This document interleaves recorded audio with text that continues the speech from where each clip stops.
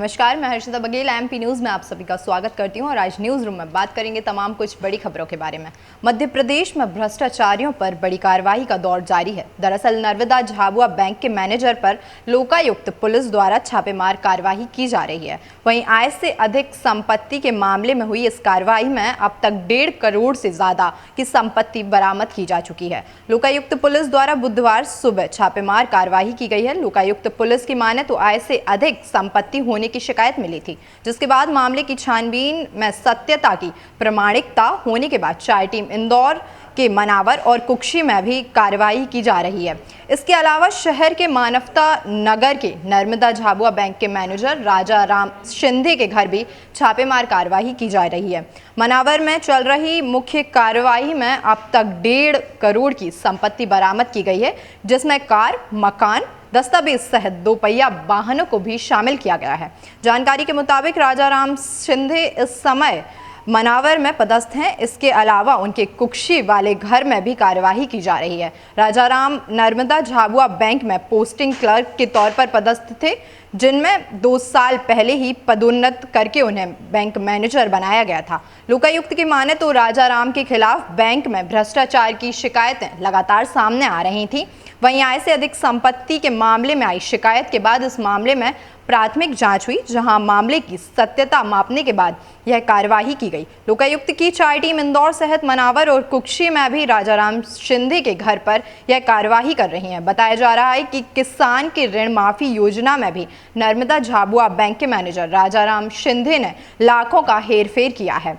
इंदौर में India bulls trading company में पदस्थ प्रबंधक राजाराम शिंदे के दूसरे बेटे के यहां भी लोकायुक्त पुलिस की कार्यवाही जारी है। वहीं प्रबंधक राजाराम शिंदे के पास संपत्ति हटाने के बाद भी 1.5 करोड़ की संपत्ति बरामद की गई, जिसमें नगद, जमीन, 2 मकान, जमीन के दस्तावेज सहित 2 पहिया वाहन शामिल है।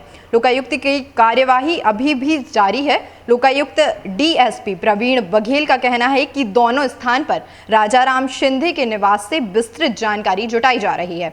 मामले में कई और खुलासे होने की उम्मीद है। देखिए, बात करेंगे अगली बड़ी खबर के बारे में, जहां कोरोना की तीसरी लहर खत्म होने के बावजूद दुनिया में कोरोना वायरस महामारी खत्म होने का नाम नहीं ले रही है।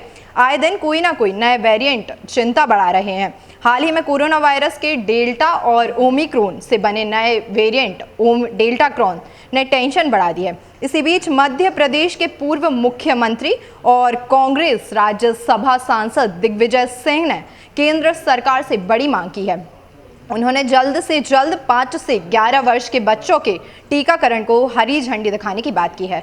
दिग्विजय सिंह ने आज बुधवार 30 मार्च 2022 को एक के बाद एक कई ट्वीट किए हैं और स्कूल और छात्रों की सुरक्षा को देखते हुए मोदी सरकार को वैक्सीनेशन पर फैसला लेने को कहा है। दिग्विजय सिंह ने ट्वीट कर लिखा है कि अब जबकि भारत में ऑफलाइन कक्षाएं शुरू हो चुकी हैं, भारत सरकार को 5 से 11 वर्ष की आयु के बच्चों को कोविड वैक्सीनेशन की मंजूरी देनी चाहिए। इसके लिए तुरंत निर्णय भी लिया जाना चाहिए। यह प्रभावी और सुरक्षित साबित हुआ है। दिग्विजय सिंह ने ट्वीट कर लिखा है कि विभिन्न देशों में नए संस्करण के बढ़ने के साथ स्कूल जाने वाले बच्चों का टीकाकरण कराना सुरक्षित होगा, क्योंकि इससे बीमारी के संचरण को कम करने में एक और सुरक्षा की परत जुड़ जाएगी। भारत सरकार को तुरंत निर्णय लेना चाहिए और 5 से 11 आयु वर्ग के कोविड टीकाकरण को मंजूरी देनी चाहिए, क्योंकि अब कोई भी स्कूल ऑनलाइन कक्षाएं नहीं ले रहा है। इसीलिए सुरक्षा के दौर को यह देखा जा रहा है। देखिए, बात करेंगे अगली बड़ी खबर के बारे में, जहां रीवा में एक महंत पर नाबालिग से रेप करने का आरोप लगा है। ये वारदात शहर के सबसे पॉश इलाके राजनिवास में हुई। 28 मार्च की शाम आरोपी एनेक्सी भवन रूम नंबर 4 में ठहरा हुआ था। इस दौरान महंत की जान पहचान का हिस्ट्री शीटर बदमाश लड़की को लेकर वहां पहुंच गया। किशोरी को यह कहा गया था कि महंत उसके बिगड़े काम बना देगा। किशोरी को वहां पहले शराब पिलाने की भी कोशिश की गई थी। फिर गुंडा और उसका साथी दरवाजा बंद करके निकल गया और महंत ने इस वारदात को अंजाम दिया। रूम हिस्ट्री सीटर के नाम पर ही बुक था। आरोपी महंत श्री राम जन्मभूमि न्यास के पूर्व सदस्य व पूर्व सांसद रामविलास वेदांती का शिष्य है।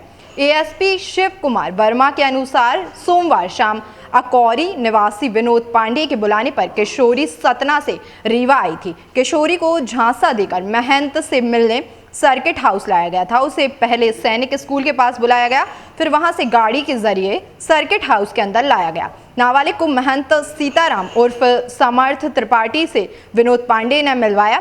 पीड़िता ने बताया कि वहां महंत, विनोद और एक अन्य आरोपी शराब पार्टी कर रहे थे।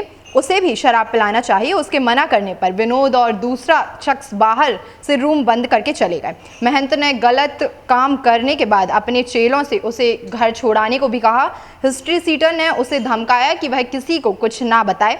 सर्किट हाउस के बाहर उसकी जान पहचान वाले कुछ लोग मिले। उन्होंने उसे आरोपियों से छुड़ाया। इसके बाद वह सतना चली गई। 29 मार्च की शाम पिता के साथ रीवा के सिविल थाने पहुंचकर केस भी दर्ज कराया गया। इस घटना का साजिशकर्ता विनोद पांडे शातिर हार्डकोर अपराधी है। आपको बता दें कि उस पर हत्या के प्रयास, अड़ीबाजी, रेप सहित विभिन्न अपराधों के 36 से अधिक मामले दर्ज हैं। दोहरे हत्याकांड पर उसे कोर्ट से भी सजा सुनाई गई थी और अब उसे जमानत मिली है। बताया गया है कि वह 3 दिन से वीआईपी सर्किट हाउस में डेरा डाले हुए था। देखिए, बात करेंगे अगली बड़ी खबर के बारे में, जहां किसानों की राह आसान करते हुए कृषि को लाभकारी व उन्नत बनाने के लिए भारतीय कृषि अनुसंधान परिषद का केंद्रीय कृषि अभियांत्रिकी संस्थान भोपाल आगे आया है। वैज्ञानिकों ने सौर ऊर्जा चलित ई प्राइम मूवर यंत्र विकसित किया है, जो कृषि क्षेत्र में एक नई क्रांति ला सकता है। इस यंत्र से किसान बिना ईंधन खर्च किए खेत में निराई, गुड़ाई और दवा का छिड़काव कर सकेंगे। वैज्ञानिकों ने 1 वर्ष के परिश्रम के बाद इसे बनाया है। सीएनजी से चलने वाला विशेष इंजन भी उन्होंने बनाया है, जिसे ट्रैक्टर में लगाकर खेती की लागत को जो है कम किया जा सकेगा।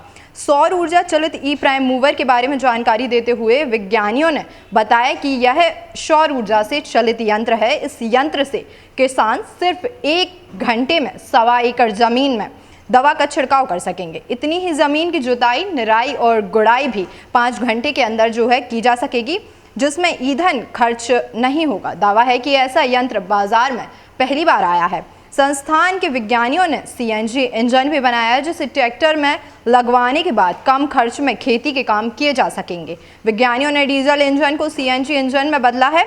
यह 4 किलोग्राम सीएनजी में करीब 1 घंटे तक ट्रैक्टर को चलाने में सक्षम बनाता है। इसे 35 हॉर्स पावर के इंजन में फिट किया गया है।